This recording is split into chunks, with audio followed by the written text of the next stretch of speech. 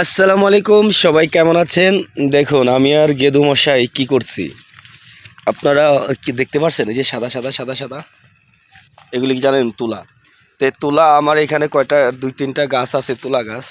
এই যে এই উপরে খেয়াল করুন, এই যে দেখছেন, এই যে হলো তুলা গাছ। একসাথে 3টা, একটা বেবি বাচ্চা আর 2টা মোটামুটি বড়, এখনো বড় হয়নি।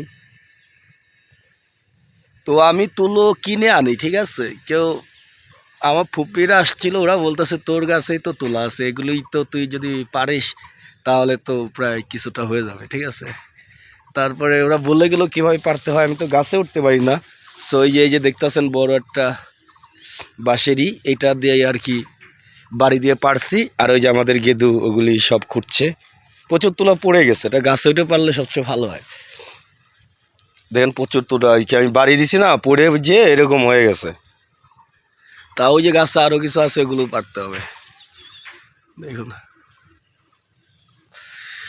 আর এই তুলা দিয়ে কি হবে তা আপনার তো জানেনই, বালিশ হয়, পুতুল হয়, ঠিক আছে? ঢাকা শহরে যেটা, তো ওটার সাথে তো জুট মুট আবিজাবি মিলায় দেয়, কিন্তু আমরা কিন্তু এই গাছের থেকে যেটা পায়রা করি ওটা সম্পূর্ণই তুলা থাকে।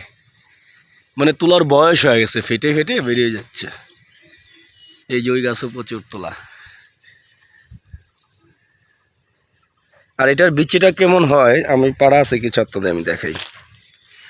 এই যে ডিশে কিছু রাখছি, গতকালকেও কিছু পারছিলাম, ওগুলি ঘরে নিয়ে গেছি। দেখুন, ঢকলে তো উড়ে যাবে। এই যে দেখেন, এই যে এমন গাছের তুলা, মানে এই ফল হয়, এই ফলের ভিতরেই এটা যখন ফাটাবো না, ফাটানো এটার ভিতরেই সম্পূর্ণ তুলা। এই যে ফলগুলো এরকম হয়, ভিতরে এরকম তুলা থাকে। ওই যে আমাকে গেদু ডাকছে, ওই যে গেদু। হ্যাঁ বলো। থাক, শামুকের কাজ না আমাদের। তো আমি এখন ওর একটু কুড়ানো হলে আবার আমি পারবো ওই পাশ থেকে। ও আর আপনাদের তো আমের বলি নেই, যে আমার একটা মাত্র গাছ, গাছটা ছায়া দেয়, বসার জায়গা দেয়। তো আম সব জায়গা ধরে নেই, ঠিক আছে? আম ধরছে আপনার জাস্ট আমার এক পাশের ডালে, এই যে আম।